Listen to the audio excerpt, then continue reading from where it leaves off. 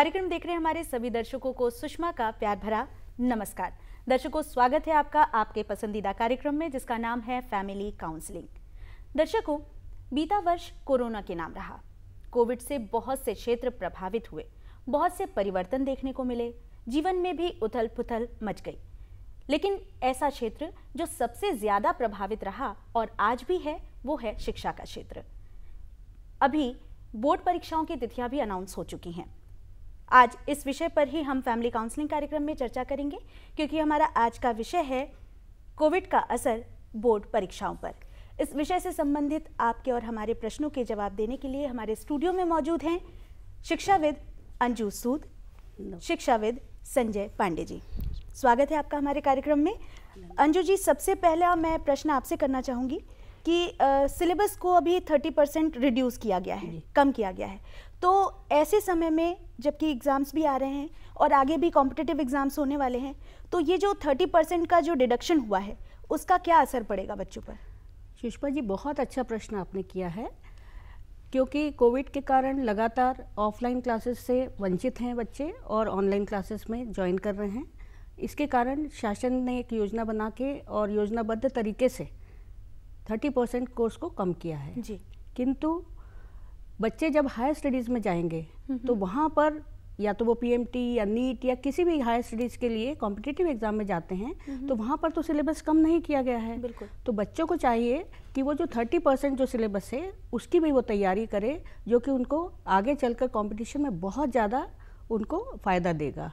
ऐसा मेरा समझना है और मानना है। अच्छा, संजय जी, आप क्या कहेंगे? मैं भी सहमत हूँ, और जो सिलेबस कम किया गया है उसमें मैं थोड़ा सा प्रकाश डालना चाहूँगा। ऐसा नहीं है कि पूरा का पूरा चैप्टर काट दिया गया है। जैसे एक चैप्टर से कुछ टॉपिक कम किए गए, वो टॉपिक चाहे तो बच्चे खुद से भी पढ़ सकते हैं और ये बच्चों के लिए फायदेमंद होगा। अच्छा। मैं तो ये भी सुझाव दूंगा कि अगर संभव हो तो शिक्षक वो जो छूटा हुआ सिलेबस है उसको कंप्लीट करवा दें, क्योंकि अभी बोर्ड की परीक्षाएं आगे बढ़ गई हैं, 4 मई से होने वाली हैं। जी जी। पहले वास्तव में ये जो है मार्च में या फरवरी के लास्ट वीक या मार्च में चालू हुआ करती थी, तो अभी समय काफ़ी है जी। तो इससे क्या होगा कि बच्चों के लिए कॉम्पिटिटिव एग्जाम्स में बैठना आसान होगा और उन परीक्षाओं को क्रैक करना भी असंभव हो पाएगा। अब जैसा कि आपने कहा बोर्ड एग्जाम की डेट्स भी डिसाइड हो चुकी हैं, तो ऐसी स्थिति में आपको क्या लगता है, क्योंकि बहुत कुछ चेंज हुआ है, आपको क्या लगता है बच्चे क्या तैयार हैं पूरी तरह से एग्जाम्स के लिए? बच्चे तैयारी कर रहे हैं और हम शिक्षक होने के नाते हम लोग भी बच्चों को ऑनलाइन क्लासेस में भी तैयारी कर रहे हैं। जैसे कि हम लोग उनको जो कॉम्पिटिटिव एग्ज़ाम्स के तैयारी के लिए और उनके बोर्ड एग्ज़ाम के लिए तैयारी के लिए पूरे पुराने वर्ष के जो क्वेश्चन पेपर है उनको सॉल्व करा रहे हैं, लगातार उनको सॉल्व करा रहे हैं, उनको असेसमेंट दे रहे हैं, उनको असाइनमेंट दे रहे हैं। अच्छा। और असाइनमेंट जमा भी करवा रहे हैं हम लोग शालाओं में, ताकि हमको भी पता चले कि ऑनलाइन क्लास में बच्चा कितनी तैयारी कर रहा है। और जब उनके पेपर्स को हम जांचते हैं या उनकी कॉपीज़ को हम जांचते हैं तो उससे हमको पता चलता है कि बच्चा वाकई में तैयारी कर रहा है। नहीं तो अगर हम ऑनलाइन क्लासेस के ऊपर ही सिर्फ बच्चों को डिपेंड रखते हैं तो हो सकता है कि कुछ बच्चे पढ़ें और हो सकता है कि उसमें से कुछ 10% बच्चे जो हैं वो तैयारी ना कर पाएँ। इसलिए बहुत ज़रूरी है कि उनको असाइनमेंट दें, उनकी तैयारी करवाएं। संजय जी, इससे जुड़ा हुआ एक प्रश्न आपसे करूंगी कि क्लास में हर तरह के बच्चे होते हैं, कुछ बहुत मेधावी छात्र होते हैं और कुछ थोड़े स्लो लर्नर होते हैं। बिल्कुल। तो ऑनलाइन क्लासेस में उन बच्चों के लिए क्या किया जा रहा है जिनको थोड़ा देरी से समझ में आता है या कुछ अलग ढंग से वो समझते हैं? कुछ विद्यालयों ने वैसे इसकी व्यवस्था भी की है जी। रेमेडियल क्लासेस की व्यवस्था की गई है। अच्छा। तो वो जो होती है, जो रेगुलर क्लासेस चल रही है उसके अलावा रेमेडियल क्लासेस होती है। अच्छा। तो उसमें जो है जो एवरेज या बिलो एवरेज बच्चे हैं उनको उसमें शिक्षक पढ़ाता है सब्जेक्ट वाइज। अच्छा। तो यूजुअली क्या है, जो मुख्य विषय हैं जैसे फिजिक्स, केमिस्ट्री, मैथ्स और या जिसमें बच्चों की आवश्यकता है तो उसमें 2-2 पीरियड हफ्ते में दे दिए जाते हैं जी। तो वो रेमेडियल क्लासेस में बच्चे अपना जा करके फ्री बैठ करके टीचर से डाउट पूछ सकते हैं और वो काफ़ी हेल्पफुल होता है। अच्छा अंजू जी, शिक्षा का जो अभी समय चल रहा है उसमें पढ़ने और पढ़ाने का दोनों का तरीका बदला है जी। तो ऐसी स्थिति में ये कहाँ तक कारगर साबित हुआ है हमारे बच्चों के लिए? देखिए, कोविड काल में जो कल्पना हमने नहीं की थी कि हम ऑनलाइन क्लासेस लेंगे जी, तो कोविड के कारण जो है वो एक बहुत अच्छा प्लेटफॉर्म बच्चों को मिला है जी, कि वो ऑनलाइन क्लासेस अटेंड कर रहे हैं और टीचर इतने तन्मयता से पढ़ा रहे हैं उन लोगों को कि वीडियो के माध्यम से, पीपीटी के माध्यम से, और साथ ही साथ वो लोग वहाँ पर कुछ चार्ट पोस्टर के माध्यम से जब पढ़ा रहे हैं, तो मुझे लगता है कि जो ऑफलाइन क्लास में हम लोग वीडियो नहीं चला पाते थे, कई बार हम लोग पीपीटी नहीं दिखा पाते थे, कुछ हमारी लिमिटेशंस थी जी। यहाँ पर जब हम दिखाते हैं तो ऑडियो विजुअल जो है बहुत अच्छा माध्यम होता है किसी भी चीज़ को समझने के लिए। तो मेरा ये मानना है कि उसके कारण एक जो बदलाव आया है उसको अगर हम सकारात्मक हम देख रहे हैं उसको, कि एक बदलाव ये आ रहा है कि बच्चा बहुत जल्दी समझ जा रहा है। अच्छा। जिसको समझाने के लिए हमको 3 या 4 पीरियड लगते थे, अब हम 1 पीरियड में उसको समझा पा रहे हैं और बच्चा समझ रहा है, और उसके ऊपर वो जब उनको होमवर्क देते हैं तो वो पूरा कर रहा है जी। संजय जी, आप क्या कहेंगे? इसमें जो है ऑनलाइन क्लासेस में मैं निश्चित रूप से कहूँगा कि शिक्षकों ने बहुत मेहनत किया है जी, और अभी भी कर रहे हैं जी।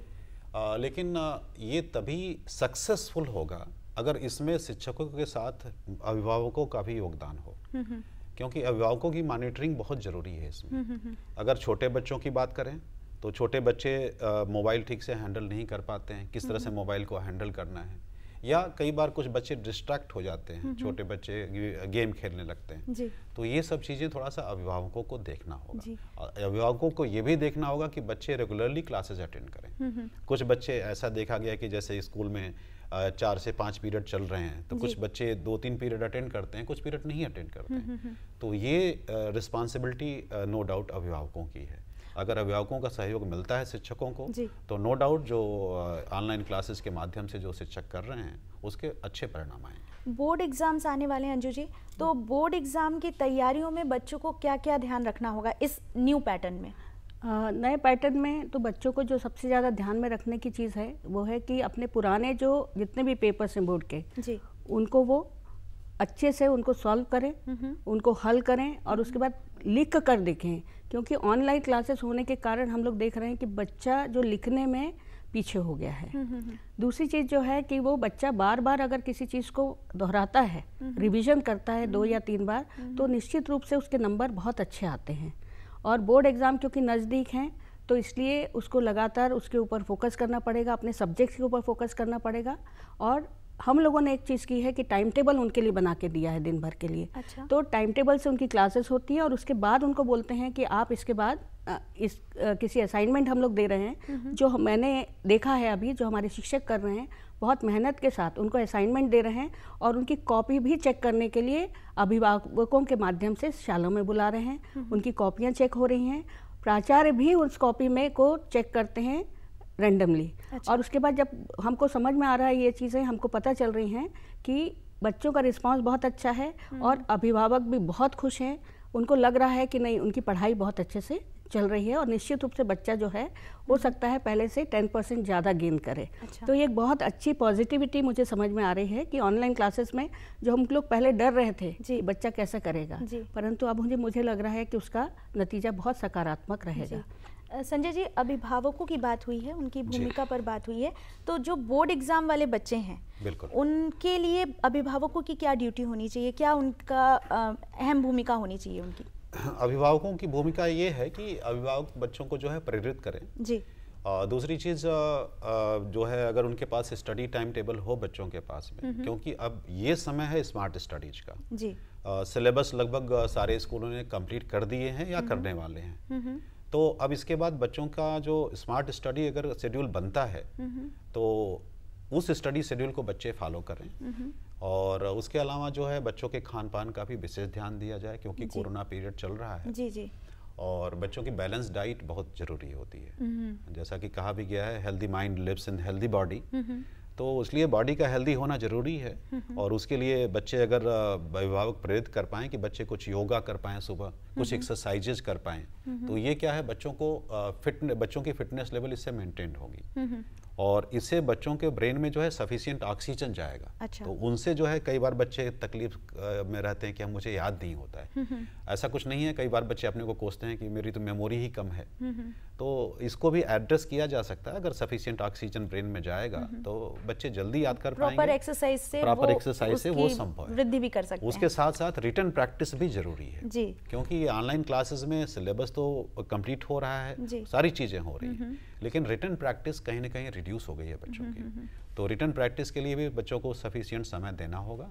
अन्यथा मुझे तो ऐसा लगता है कि अगर रिटर्न प्रैक्टिस सफिशिएंट बच्चे ना करें तो बोर्ड परीक्षाओं में भी तकलीफ हो सकती है उनको प्रश्न पत्र पूरा करने में 3 घंटे में।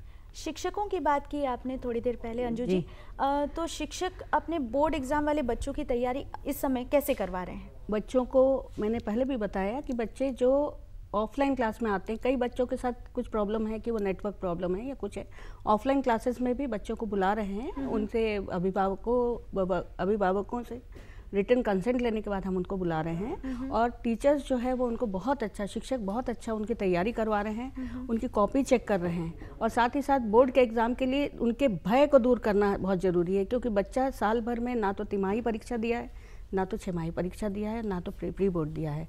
तो इसलिए बच्चों को रिटर्न, जैसा कि संजय जी ने बताया कि रिटर्न के ऊपर ज़्यादा जोर दिया जा रहा है, क्योंकि बच्चा अगर रिटर्न नहीं, अगर कुछ नहीं लिखता है कॉपी में या वो उसको प्रैक्टिस छूट जाती है तो निश्चित रूप से 3 घंटे का समय उसके लिए बहुत कम पड़ता है। और उसके कारण क्या हो रहा है कि टीचर्स फोकस्ड हैं अभी कि बच्चा जो है वो राइटिंग भी करे और साथ ही साथ डायग्राम भी बनाए, उसके ऊपर उसको फोकस किया जा रहा है। अच्छा, संजय जी, इस कोविड पीरियड में बहुत से बदलाव देखने को मिले, बहुत सारे आर्थिक बदलाव भी आए, बहुत सारे मानसिक बदलाव भी आए, और जो बच्चे बोर्ड एग्जाम्स देते हैं उनके एज में भी कुछ प्राकृतिक प्रक्रिया है कि उनके नेचर में भी कुछ बदलाव आते हैं। बिल्कुल, बिल्कुल। है ना? तो ऐसे बदलाव को पेरेंट और टीचर किस तरह से समझें और किस तरह से संभालें? वास्तव में इसके कारण शुरू से ही अनिश्चितता की स्थिति तो बनी रही जी। जब लॉकडाउन हुआ, अगर मैं मार्च महीने की बात करूं तो उस समय शिक्षकों के सामने, स्कूल के सामने सबसे बड़ी समस्या थी कि क्लासेस कैसे करेंगे। जी। किसी तरह से शिक्षकों ने, प्राचार्य और विद्यालयों ने ढूंढा कि ऑनलाइन प्लेटफॉर्म एक मीडियम हो सकता है। जी। फिर ऑनलाइन चालू हुई पढ़ाई। ऑनलाइन पढ़ाई चालू होने के बाद भी काफ़ी कठिनाइयाँ आई, जैसे कि अंजू मैडम ने कहा, नेटवर्क की समस्या। सारे बच्चों के पास, कुछ बच्चे ऐसे भी बच्चे हैं जो कि ग्रामीण क्षेत्रों में रहते हैं जिनके पास मोबाइल नहीं है, तो उन बच्चों को भी कठिनाई आई। स्पेशली इसमें आरटी के बच्चे भी प्रभावित हुए। राइट टू एजुकेशन जो 25% बच्चे स्कूल में एडमिट होते हैं जी। उनकी स्थिति ऐसी नहीं थी कि वो जो है एंड्रॉयड मोबाइल अफोर्ड कर पाएँ। बिल्कुल। तो ये भी कठिनाई आई और जैसे जैसे आगे बढ़ा, लेकिन ये स्ट्रीमलाइन हुआ। और अगर हम सिर्फ बोर्ड के बच्चों की बात करें तो बोर्ड के बच्चे अभी काफ़ी अच्छी स्थिति में हैं और नो डाउट जो सिलेबस कम होने से भी थोड़ा सा सिलेबस जल्दी कंप्लीट हो गया है बच्चों का, जो कि यूजुअली थोड़ा सा ज़्यादा समय लगता है। आप समझ लीजिए सीधे सीधे कि जैसे 70% ही बच्चों को पढ़ाना है 100% के जगह पर, तो सिलेबस कंप्लीशन थोड़ा सा जल्दी हुआ है। अब इसमें बच्चों को ये देखना है कि जो सिलेबस कंप्लीट हो गया है उसकी पढ़ाई वो अच्छे से करें, जितना ज़्यादा समय दे सकते हैं। हाँ, थोड़ा सा अनिश्चितता उनमें बनी हुई है, इसलिए बनी हुई है कि हमारी बोर्ड परीक्षाएं कैसी होगी, क्योंकि उनको स्पेशली जो 10th क्लास के बच्चे होंगे, क्योंकि वो पहली बार बोर्ड एग्जाम में बैठेंगे, तो उनमें, उनके मन में कहीं ना कहीं अनिश्चितता है। इसको दूर किया जाए, इसके लिए तरीका ये है कि जो टीचर्स हैं वो बच्चों से बात करें, क्योंकि टीचर्स तो बोर्ड की परीक्षाएं लेते हैं, उनको पता है कि बोर्ड की परीक्षाएं कैसे होती हैं। जैसे लास्ट ईयर भी लॉकडाउन के पहले भी बोर्ड की परीक्षाएं हुई थी, उसमें क्या किया गया कि मतलब आधी कैपेसिटी में बच्चों को बैठा करके परीक्षाएं ली गई। तो ये बच्चों को बताया जा सकता है। अच्छा। अभिभावक भी बताएं कि बच्चे जब परीक्षा देने जाएंगे तो पूरा जो है सैनिटाइजर और ये सब चीज़ें उनके साथ में रहेंगी, उनको सारे प्रिकॉशंस मेजर्स लिए जाएंगे। वो जहाँ परीक्षा सेंटर पर जाएंगे वहाँ भी लिए जाएंगे। इवन पेरेंट्स भी बच्चों को घर से तैयारी करके दें कि वो मास्क अपना लगा के रखें हमेशा जी। और अगर कुछ आवश्यक चीज़ें हैं जैसे सैनिटाइजर वगैरह भी वो कैरी कर सकते हैं। हालांकि जहाँ भी स्कूल में सेंटर पर जाएंगे वहाँ चीज़ें वो अवेलेबल होंगी। और बच्चों को बूस्ट अप करना है कि ठीक है, ये जो सिचुएशन है ये थोड़े समय के लिए है जी। और वास्तव में ये कोरोना किसको हो रहा है, कोरोना से समस्या किसको हो रही है? समस्या उन्हीं को हो रही है जो प्रिकॉशंस नहीं ले रहे हैं या जिनकी इम्यूनिटी कम है, या जिनकी इम्यूनिटी कम है। बिल्कुल। तो ये दो चीज़ों पर अगर पेरेंट्स ध्यान देंगे और पेरेंट्स बच्चों को बूस्ट अप करेंगे तो मुझे नहीं लगता कि इसमें कोई समस्या है। जहाँ तक 12वीं के बाद क्लास के बच्चों की बातें हैं तो वो तो ऑलरेडी लगभग 18 साल की उम्र के हैं, वो मैच्योर्ड हैं लगभग और वो सारी चीज़ों को समझते हैं, लेकिन फिर भी पेरेंट्स का बूस्ट अप पेरेंट्स का समझाना ये मैटर करेगा, और यही चीज़ें उनके लिए भी लागू होंगी 12th क्लास के बच्चों के लिए। अंजू जी, आप क्या कहेंगी ऐसी स्थिति में बच्चों के लिए? संजय जी से मैं बिल्कुल सहमत हूँ, और साथ ही साथ एक चीज़ और मैं बोलना चाहूँगी कि माध्यमिक शिक्षा मंडल काउंसलिंग कराते हैं बच्चों की। अच्छा। ये एक बहुत अच्छा प्लेटफॉर्म है जहाँ पर कि बच्चे अपनी समस्याओं को बताते हैं और वहाँ पर टीचर्स जो हैं वो जाकर काउंसलिंग कराते हैं। तो बच्चों में जो ये समस्या है, मुझे लगता है कि अगर वो अपनी समस्या बताते हैं शिक्षकों से या अभिभावकों से या फिर कहीं बाहर जाके अपनी समस्याओं को किसी से टेलीफोन के माध्यम से अगर अपने साथियों को भी बताते हैं, तो बहुत सारी समस्याओं का समाधान वहीं पर उनको मिल जाता है।